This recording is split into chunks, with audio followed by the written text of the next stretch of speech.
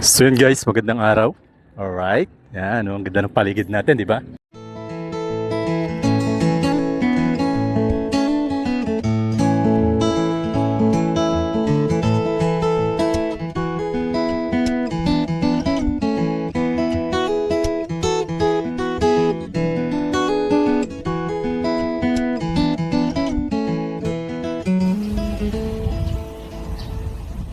Yan, ang ganda ng paligid natin, di ba? So yan, napaka green sa ating likod. Yan, oh. So yan. Palayan po yan, yung ating paligid na kulay green at saka Laguna de Bay.